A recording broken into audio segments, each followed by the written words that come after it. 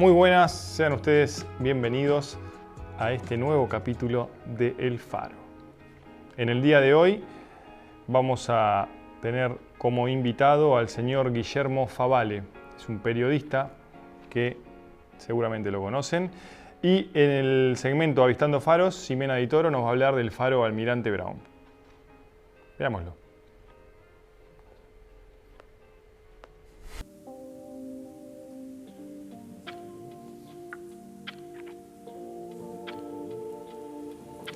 Guillermo, nuevamente aquí en la orilla.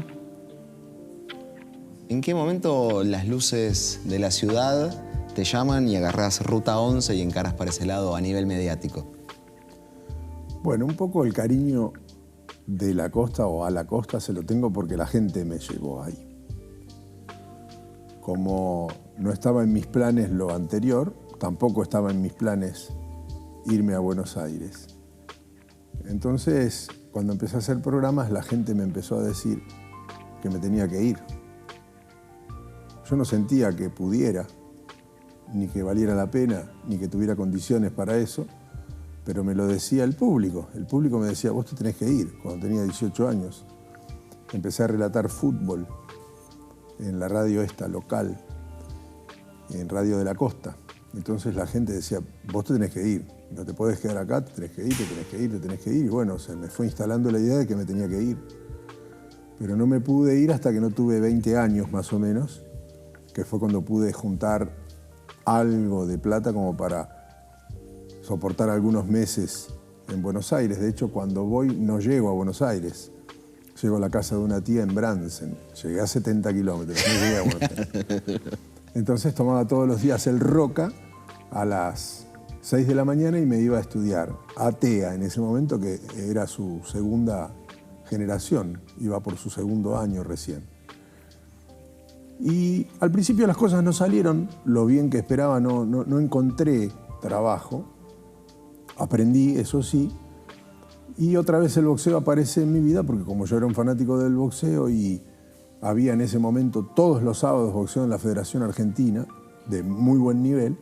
Iba todos los sábados a la Popular de la Federación Argentina y después me había comprado un grabador que lo usaba en TEA para estudiar, un grabador con un cassette, y cuando terminaba las peleas bajaba, salía de la Popular, me presentaba al costado del ring y entrevistaba a boxeadores, simulando que eso iba a salir en alguna radio, que nunca sucedía, por supuesto, eran grabaciones que hacía para mí. En ese marco me reencontré con José Luis Marón. José Luis Marón era el presentador de las peleas para el ciclo, en ese momento, Knockout 9, que se televisaba desde la Federación Argentina de Boxeo. Las vueltas de la vida nos retrotraen a Mar de Ajó, porque José Luis Marón era el promotor de boxeo que traía los festivales de boxeo profesional en verano a Mar de Ajó, al Club Social y Deportivo Mar de Ajó, y me conocía desde que yo era un niño. No solamente me conocía desde que yo era chico, sino que mi papá, que había alquilado en algún momento la parrilla La Querencia, que estaba a la vuelta del Club Social y Deportivo Mar de Ajó, tenía en el fondo de La Querencia unos 15 cuartos, unas 15 habitaciones de un hotel de una estrella, donde se alojaban los boxeadores y algunos elencos teatrales que traía Marón para ofrecer en el Social Mar de Ajó. Y un verano no le pudo terminar de pagar, o tal vez el primer verano, no me acuerdo, no le pudo terminar de pagar. Entonces le dijo, como eran los hombres de esa época, no tengo la plata ahora, pero voy a volver y te voy a pagar. Mi viejo pensó que no le iba a pagar más. Y a los 3 o 4 meses tenía una citroneta Marón. Apareció por San Bernardo y le trajo la plata que le debía del verano. O sea que para mi viejo Marón era Era un tipo de fiar. Un señor. Y Marón siempre agradecido con mi padre y siempre me lo recordaba, tu viejo se portó muy bien conmigo. La cuestión es que las cosas no salen del todo bien en Buenos Aires y decido volver a la costa porque no me podía aguantar más allá. Vuelvo cuando tenía 22 años. Más o menos en diciembre de 1992 vuelvo a ver a Juanjo Pasarelli, vuelvo a Radio de la Costa. En ese interín pasan unos meses y otra vez en el mes de agosto de 1993, los primeros días del mes de agosto, tal vez a finales de julio. Estaba en San Clemente, fui a pasear a San Clemente con quien era en ese momento mi novia, no había teléfono celular, yo tenía un auto, ya me había comprado un auto trabajando en Radio de la Costa. Un buen auto en ese momento, porque era una Renault Fuego. Apa. En el año 92, que era difícil tener. ¿Roja o negra? No, era cremita, Apa. francesa, decía 2 litros, modelo 84. Vuelvo y mi viejo me dice, ¿viste que pelea Colli el 13 de agosto? Sí, no, estoy mintiendo porque me estoy adelantando. Marón me llama a Radio de la Costa. Esa fue la segunda instancia. Entonces fue antes, se me mezclaron las cosas. En el mes de julio o junio, Marón llama a Radio de la Costa y me dice, llama a tal número que están necesitando un relator para Knockout 9 porque Julio Ernesto Vila, Osvaldo Príncipe y Walter Nelson se van a una nueva señal de cable que nace ahora, que era Teis Sports, y se van a quedar con el boxeo de la Federación Argentina y Canal 9 va a hacer boxeo en el canal. Va a seguir con el ciclo Knockout 9, pero desde el canal y no tienen ni relator, ni comentarista, ni nada, y yo te recomendé, llama a este número. Llamo a ese número, que era un celular. El primer celular al que llamé en mi vida, que hacía tut, tut, tut, tut, y era de Osvaldo Rivero, el promotor de boxeo. Entonces le dije, mira, mi número me lo dio José Luis Marón, llamé desde una cabina telefónica, crucé, porque Radio de la Costa en ese momento no tenía la posibilidad de llamar hacia afuera porque tenía una deuda telefónica. Entonces fui, pagué la cabina enfrente. Bueno, llamé y ya habían contratado un relator, Camilo Saluzoglia. Entonces me dice, bueno, como te recomienda Marón, vení igual el sábado y hacemos una prueba. Entonces voy el sábado a la Federación Argentina y grabo una pelea que no salió al aire. Como el relato salió bien, les dio no sé qué, desperdiciarme, digamos. Y me ofrecen un ciclo de radio, que no me lo ofrecen inmediatamente. Me dicen, te vamos a inventar algo para vos.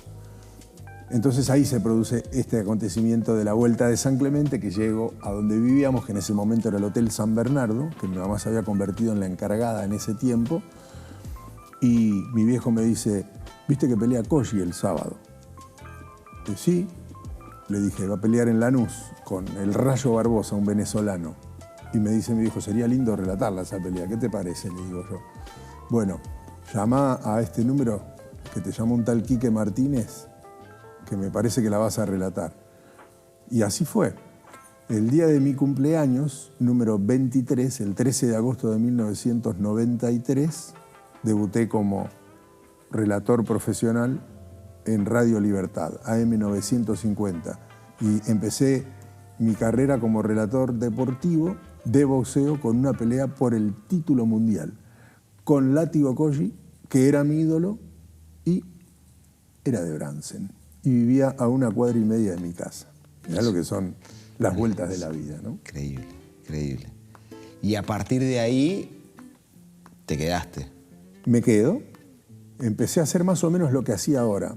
Iba los fines de semana a relatar boxeo y volvía a trabajar en la radio de lunes a viernes acá.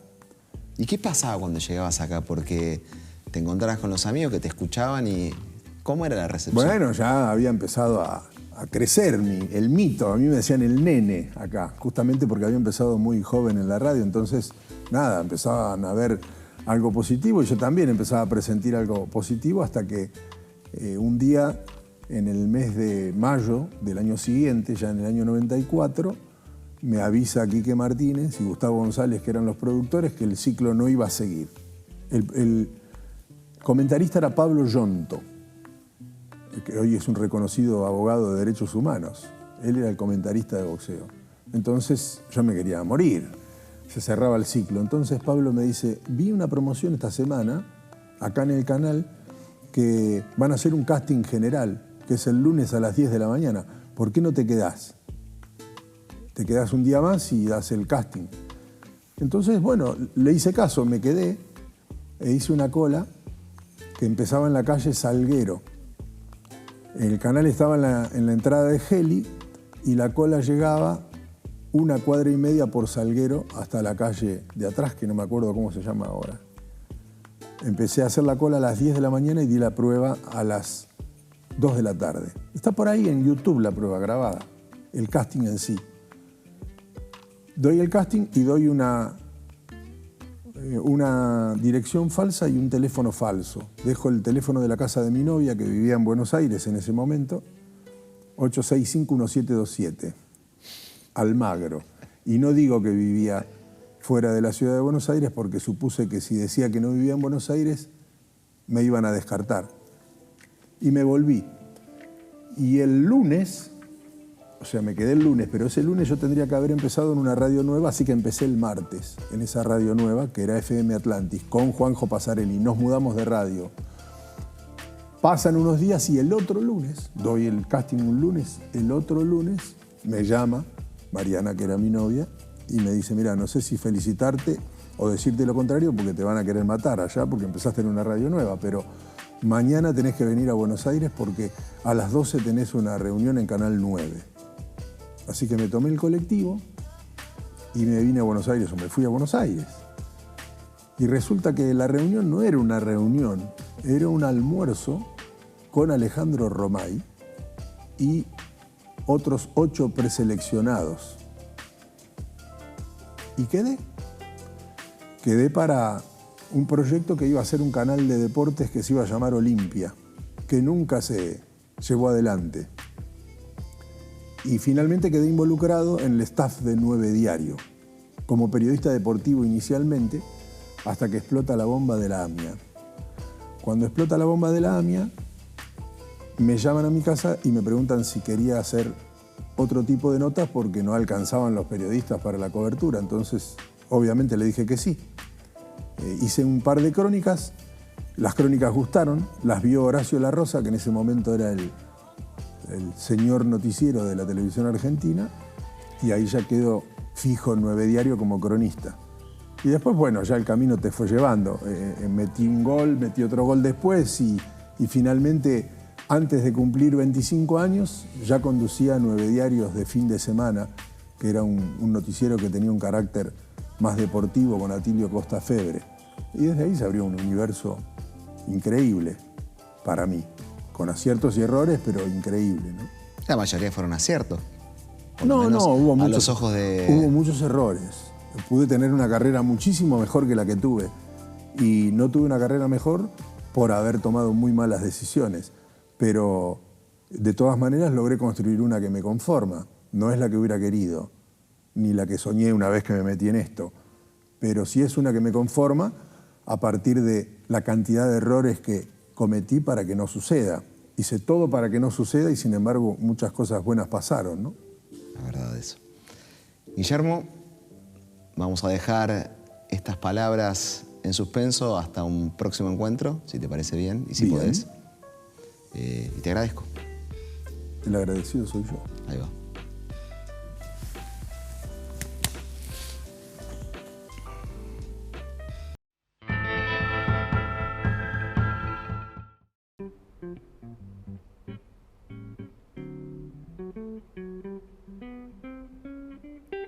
El faro Almirante Brown se encuentra en el Golfo San Matías, en la provincia de Chubut, Argentina.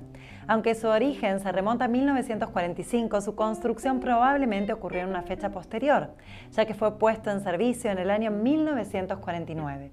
Este faro presenta una imagen de diseño minimalista, con una altura de apenas 5 metros y está construido en mampostería de ladrillos. Antes de la existencia del faro Almirante Brown, en ese emplazamiento operaba una baliza de madera, que fue instalada por personal del cañonero Ara Independencia. Esta baliza se utilizaba como referencia para la práctica de tiro naval. Originalmente, el faro funcionaba con un equipo luminoso, alimentado por una fuente de acumuladores de gas acetileno, lo que le otorgaba un alcance de 15.3 millas náuticas. Posteriormente, se modernizó siguiendo las tendencias mundiales en materia de señalización marítima. Se reemplazó el sistema de gas acetileno por un equipo de energía solar fotovoltaica con paneles solares y baterías, lo que logró un alcance luminoso nominal de 10.2 millas náuticas. El faro Almirante Brown se identifica por presentar una cara orientada hacia el mar, pintada con franjas horizontales rojas y blancas, con un cuadrado rojo en el centro. Durante la noche, emite 3 destellos de luz blanca cada 16 segundos, proporcionando una señal clara y reconocible para la navegación. Es relevante destacar que el faro se encuentra en las proximidades de la Reserva Natural Turística Isla de los Pájaros, que posee un gran valor biológico. Este hábitat es un importante refugio para diversas especies de aves y otros animales marinos. El faro Almirante Brown se ubica a una distancia de 1.325 kilómetros de Mar de Ajó y cumple un papel esencial en la seguridad de la navegación en la región del Golfo San Matías. Gracias por acompañarme, esto fue todo por hoy y los invito a seguir conociendo sobre faros en Avistando Faros.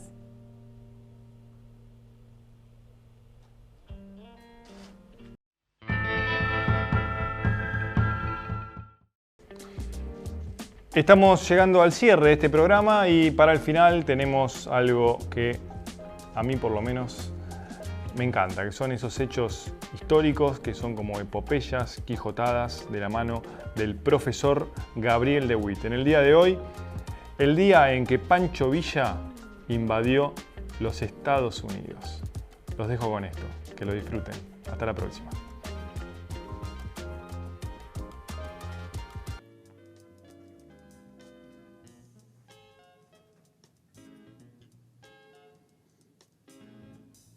Es un placer estar otra vez con ustedes. En esta ocasión vamos a hablar de la vez que un ejército mexicano en pleno siglo XX invadió los Estados Unidos. Vamos a hablar del mítico Pancho Villa. Primero vamos a poner, como siempre, un contexto histórico. En 1910 se inicia la Revolución Mexicana, que es un complejo proceso histórico que va a poner fin al gobierno de Porfirio Díaz después de 35 años.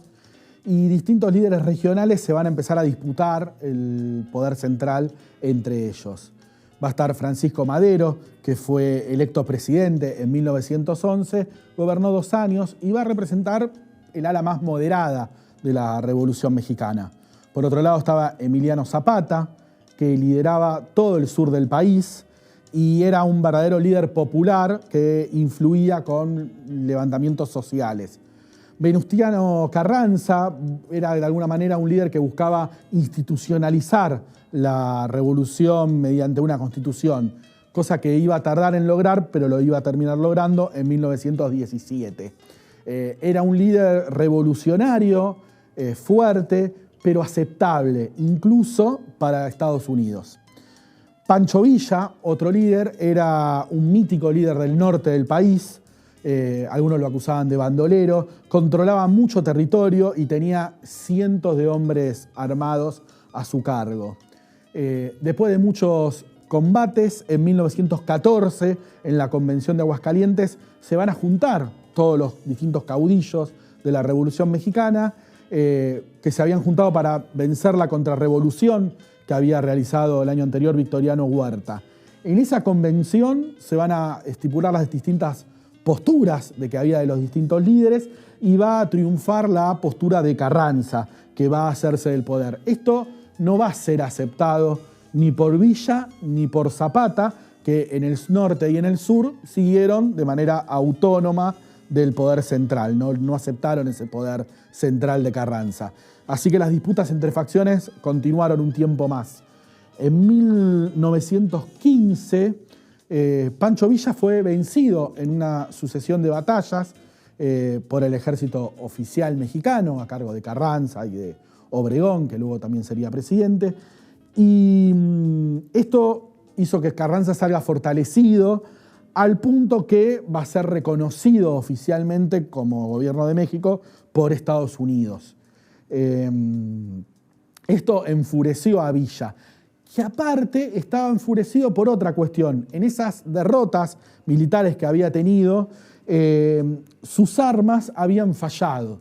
Esas armas habían sido compradas a un conocido comerciante de armas y contrabandista, Samuel Rabel, estadounidense, de la ciudad de Columbus, al otro lado de la frontera, en Nuevo México, y Villa culpó a este comerciante que había cobrado una fortuna en la venta de esas armas de su derrota. Y Villa decidió vengarse.